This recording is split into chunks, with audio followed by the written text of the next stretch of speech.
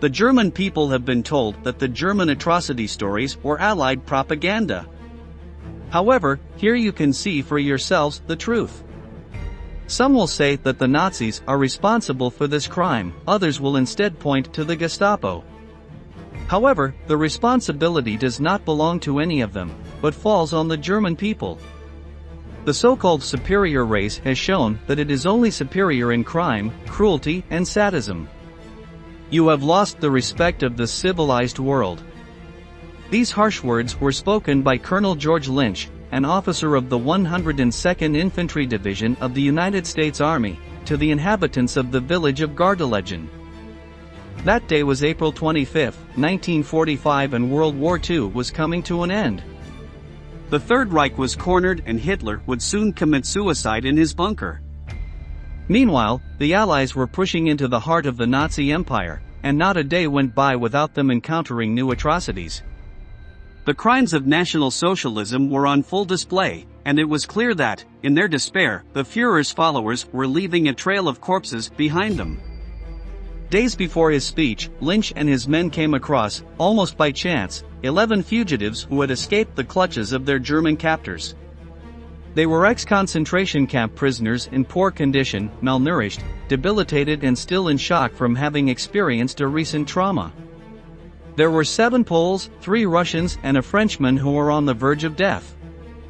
As they recovered and found the right words to tell what had happened to them, the Americans heard one of the most chilling stories of World War II. Don't move from your screen, because in the next few minutes, we will tell you all about the Gardelegen massacre.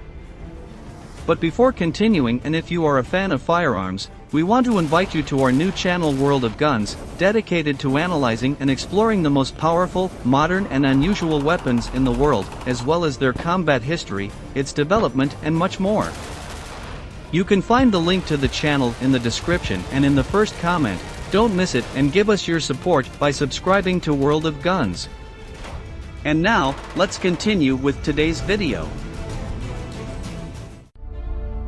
In 1945, when Germany was on the verge of defeat and Allied troops entered its territory, the SS ordered the evacuation of concentration camp inmates. The aim of the terrible death marches, as they were called, was to prevent the prisoners from falling into the hands of Hitler's enemies, since, if they were rescued, they could testify against their captors. At this point, the Nazis were content with not divulging the truth about the crimes committed inside the extermination centers. On April 3 of that year, the administrators of the Dora Mittelbau camp removed 4,000 inmates and put them on trains, to send them to other places that could be better defended from the Allies. However, at a certain point, the trip came to an abrupt halt when they ran into an unexpected problem. Upon reaching the outskirts of Gardelegen, a rural town in the German province of Saxony, they noticed that the train tracks were disabled due to a U.S. Air Force bombing raid. This type of military maneuvers were frequent, since, by destroying the railway system, they dealt a heavy blow to the German economy. Seeing that it was impossible to continue, the SS guards lowered the prisoners and led them towards the village, where they would stay for a few days until they decided how to continue. Nazi officers were concerned not only about being hit by the Allies, but also about being outnumbered by the inmates. Should they rebel, weak as they were from starvation and disease, they might succeed and escape. Therefore, the officers made a decision. The SS carried out an express recruitment among the inhabitants of Gardelegen, raising them to the rank of security auxiliaries. Among the new recruits were members of the fire department, Luftwaffe veterans, militiamen charged with defending the village, and members of the Hitler Youth. A day later, on April 13, these auxiliary guards separated the 1,000 prisoners who were in the worst physical condition and took them to a farm on the outskirts of town. There they unleashed inhuman cruelty. They locked the inmates in a huge barn and barred the doors so no one could get out. They then doused the straw covering the building with gasoline and then set it on fire. Inside, the trapped people watched in horror as the flames slowly spread, advancing relentlessly toward them. The heat became unbearable and black smoke took over the place, which, although it was spacious, was full of people.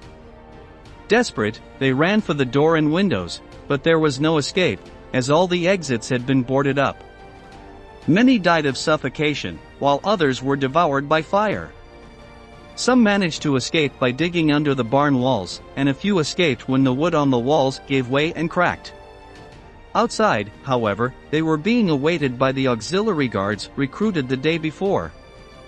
They were armed with pistols and rifles, and they did not hesitate to open fire on the survivors, who were riddled with shots without any kind of mercy.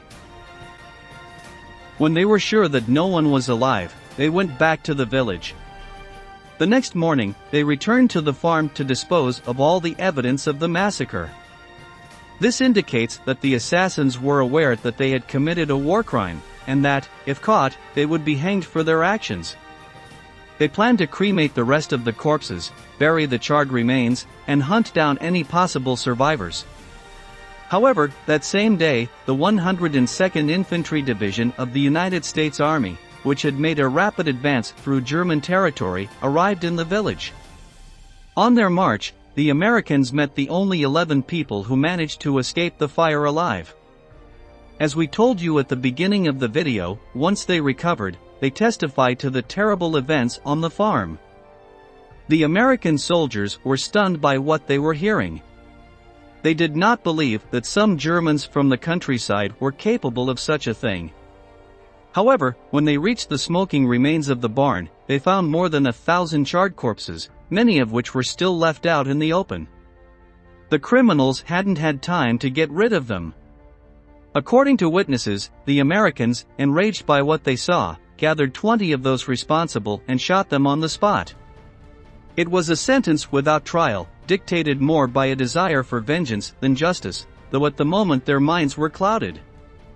Army photographers dedicated themselves to recording the evidence of the German massacre with their cameras, so that the story would not go unnoticed or forgotten.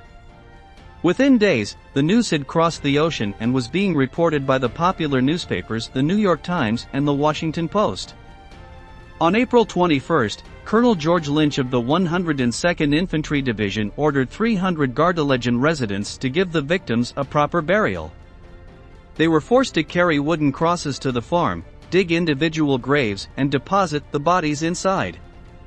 On April 25, Lynch gave the speech we told you about at the beginning, where he rebuked the villagers for their shameful actions. At the site of the massacre, a plaque was placed reading the following: "The citizens of Gardelegen have the responsibility to keep the graves as green as the memory of these unfortunates, who will be remembered in the hearts of all lovers of freedom." 2 years later, SS Commander Erhard Brauny, who was responsible for moving the concentration camp prisoners on the death march, was sentenced to life in prison for war crimes. He passed away in 1950 from advanced leukemia. Today, the massacre farm remains a memorial site, remembering the fire and commemorating the victims.